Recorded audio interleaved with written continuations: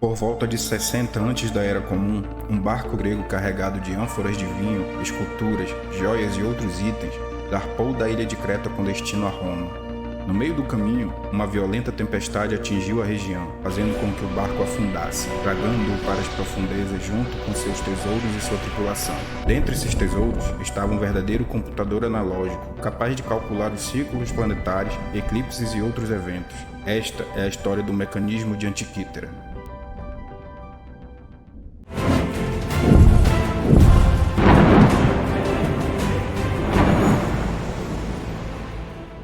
Fala galera, tudo bem com vocês? Eu espero que sim. Eu me chamo Edson Almeida, sou historiador, mestrando em História Antiga e especialista nas culturas mesopotâmicas. E hoje nós vamos falar sobre o mais antigo computador analógico já encontrado. Como toda boa história, vamos começar pelo começo, né galera? Em 1900, um grupo de caçadores de esponja marinha que caçava na costa de Antiquítera descobriram sem querer um naufrágio. A descoberta ocorreu após um dos mergulhadores desse grupo mergulhar e subir tremendo dizendo que tinha visto corpos embaixo da água. Todo mundo ficou bastante espantado, né? E eles acabaram mergulhando para ver o que realmente tinha ali embaixo. Foi quando eles descobriram que os tais corpos que o amigo tinha visto eram na verdade estátuas de bronze, pedra e de outros tipos de materiais também. Eles mergulharam mais um pouco ali pelas redondezas e acabaram percebendo que aquilo era um naufrágio e pelo visto era bem antigo. Bom, eles contataram as autoridades, obviamente, e a Universidade Central Grega acabou enviando o pesquisador George Oikonos. E galera, isso é bem importante porque essa foi a primeira exploração arqueológica submarina que aconteceu. Hoje em dia isso é relativamente comum, mas naquela época nunca tinha acontecido e essa foi a primeira. O George Oikonos e a equipe dele mergulharam, analisaram as evidências, recolheram vários artefatos, estátuas, moedas, joias e como a gente pode imaginar, o que chamou a atenção na época foram as grandes estátuas gregas e também as moedas que possibilitaram inclusive a datação do naufrágio, datando de mais ou menos 60 antes da Era Comum. Dentre os itens estava uma coisa que parecia ser uma caixa cercada de madeira, bem antiga, deteriorada, com vários pedaços metálicos incrustados em seu interior. Na época não se deu tanta importância para o item, até pelo próprio estado que ele se encontrava, estava bem deteriorado, os metais bem incrustados mesmo, ou seja, para a época era quase que impossível analisar aquele item. Lá por 1902, 1903, eu não sei como eles fizeram isso porque eles não estavam estudando o item, provavelmente algum estagiário foi mover e quebrou. Tô brincando, hein, galera? Também já fui estagiário. Mas enfim, o item foi fragmentado e acabou deixando visível alguns itens que pareciam muito ser engrenagens. Após essa fragmentação, também foi possível enxergar inscrições que tinham no item, bastante apagadas e deterioradas, algumas ilegíveis, mas ainda assim eram inscrições, obviamente na língua grega. Então, galera, vamos pular agora do começo de 1900 já pro final. O tempo foi passando, o item foi se dividindo, as pessoas foram analisando, foram estudando, e hoje em dia ele consiste em 82 pedaços, ou seja, 82 fragmentos. A gente vai falar mais um pouco dos fragmentos mais tarde. Por enquanto, bora falar sobre as inscrições. A primeira inscrição decifrada já indicava um pouco do objetivo do item. Era a frase raio do sol na língua grega. Isso é bem importante, galera, inclusive porque fez os pesquisadores da época acharem que o naufrágio datava de uma época bem posterior, até porque sabia-se da possível existência desses artefatos no mundo antigo por alguns textos que a gente vai ver no final, mas até então não tinha-se comprovação, ou seja, cultura material deles, pelo menos até o 13º século da Era Comum. Depois dessa época, até começaram a aparecer sim algumas máquinas chamadas de relógios celestiais, mas isso é muito moderno pra gente, galera. Nosso negócio aqui é história antiga. Então voltemos pro mecanismo de Antiquítera. Outras palavras que foram encontradas no item e ajudaram a identificar seu objetivo foram, por exemplo, Mercúrio, Vênus, Marte, Júpiter, Saturno, ou seja, nomes de corpos celestes, inclusive os 5 conhecidos pelos gregos na época. Edson, mas os gregos já conheciam todos os planetas. Não, gente, não conheciam. Eu vou deixar aqui na descrição livros e artigos que vocês podem consultar e ver que realmente eram esses 5 planetas que os gregos conheciam e representavam na época. Passam-se mais alguns anos e mais ou menos em 1998 um novo fragmento do item é encontrado. Esse fragmento, batizado de fragmento F, foi encontrado na verdade no porão do museu da Universidade Grega. Nesse fragmento F foi realizado um novo tipo de teste, chamado de RTI ou RTI, que é a sigla para Reflectance Transform Imaging. É um tipo de raio-x também, galera, mas é bem mais moderno e bem mais preciso do que aqueles antigos. O princípio é o mesmo, mas ele não bate só um raio-x, ele sai batendo várias e várias imagens de várias camadas do objeto que está sendo analisado. E galera, só para exemplificar para vocês como o RTI é feito, imagina que nós fôssemos fazer o teste nesse cilindro aqui. Então o RTI passaria daqui, tiraria a imagem daqui,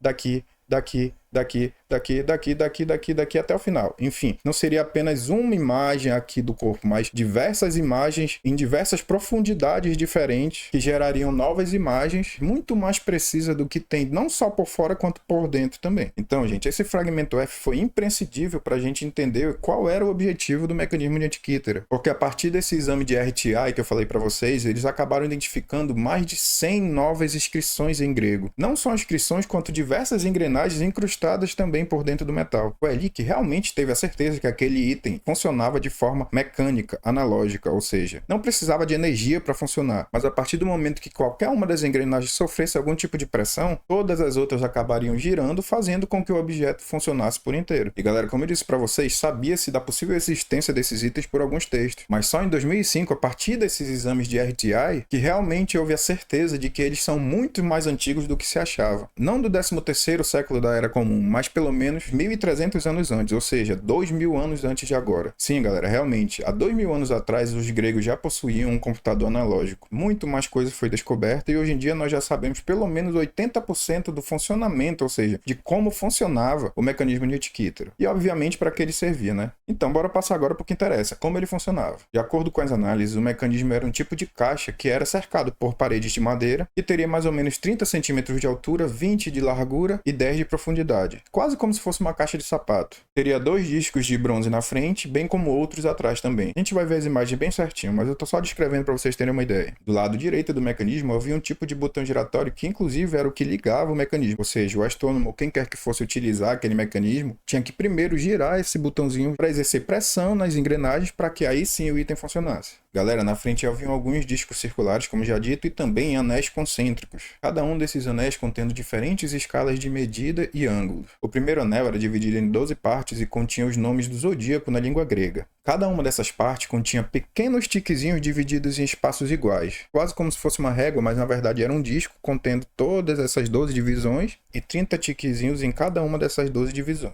E, gente, isso que é mais interessante, porque depois de um tempo descobriu-se que as divisões de medida desse anel batiam exatamente com a elíptica babilônica. Para vocês verem como a historiografia e a arqueologia realmente se completam, galera. Um dos motivos para termos entendido o objetivo do mecanismo é que alguns textos gregos relatam textos mais antigos ainda babilônicos que falam sobre astronomia, astrologia, enfim. Um desses textos se chama A Eclíptica de Saros e descreve exatamente uma divisão de 12 zodíacos, ou seja, 12 meses ou períodos, como quiser, e dentro desse período 30 pequenas divisões que poderiam ser entendidas como dias. Sim, gente, para quem não sabe, foram os babilônicos que registraram pela primeira vez esse ciclo de 12 meses e 30 dias dentro de cada, enfim, mas isso é assunto para outro vídeo. Passando para o segundo anel, galera. Esse segundo anel ele era giratório, não era fixo como o primeiro, e ele estava marcado com os meses do antigo calendário egípcio. Olha aí, os caras pegavam coisa da Babilônia, pegavam coisa do Egito, é normal, né? Reciclagem mitológica, como eu sempre falo. O sistema do segundo anel era até parecido com o primeiro, também tinha 12 divisões. Dentre essas divisões, 30 pequenas subdivisões. Porém, ao final de todo esse ciclo, contava-se 5 dias extras. Ah, galera, só para constar, porque eu esqueci de falar, na elíptica de Saros, o ciclo dura exatamente 18 anos. Já nessa elíptica egípcia, ele dura 18 anos e 5 dias.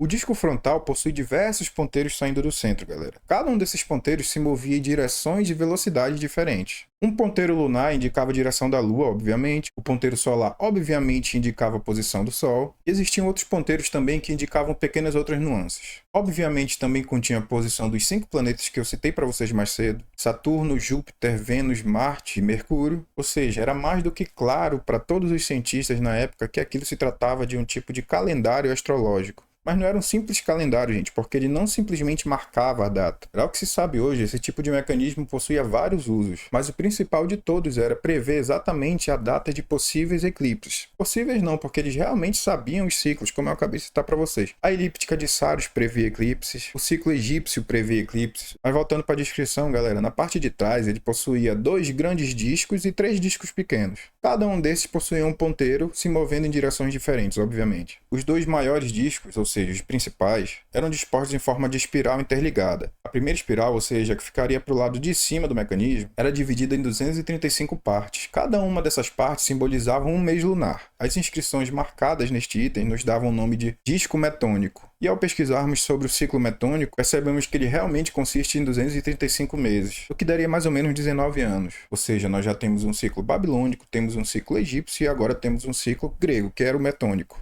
A espiral de baixo, galera, era parecida com a primeira. De acordo com as inscrições que puderam ser traduzidas da peça, essa espiral era responsável por marcar o exato dia em que o eclipse ia ocorrer. Dentro dessa segunda espiral, nós temos um outro disco de bronze também, só que bem menor. Ele também tem um ponteiro e ele é dividido em 4 partes. Esse discozinho era responsável por marcar a parte do dia em que o eclipse ocorreria, ou seja, poderia ser pela manhã, pela tarde, pela noite, pela madrugada, enfim. E galera, nessa primeira espiral que eu mostrei para vocês, que fala sobre o ciclo metônico, também consta uma coisa bem inusitada. Na primeira seção dos anéis concêntricos da espiral, constavam as datas dos mais importantes jogos gregos na época, como por exemplo a Olimpíada Grega, a Olimpíada Minoica e diversos outros jogos, como jogos de Ná, por aí vai. Ou seja, não era apenas o computador ou o calendário analógico que marcava datas de eclipses e precessões e ciclos, mas também marcava as datas dos jogos mais importantes para os gregos naquela época. Voltando para frente do item, galera, no topo da placa de bronze, que ficava bem na frente dos discos que eu mostrei para vocês, foi possível identificar-se diversas frases em grego. Depois da realização do teste de RTI que eu falei para vocês, ficou bem mais fácil conseguir decifrar todas essas inscrições que antes eram ilegíveis. E, gente, não foram poucas não, foram mais de 400 novas palavras e pelo menos 130 novas frases identificadas no mecanismo. Eu vou deixar, obviamente, aqui na descrição o link para vocês comprovarem tudo que eu estou falando aqui e também para vocês verem as inscrições em si, porque não vai dar tempo de falar de uma por uma, obviamente,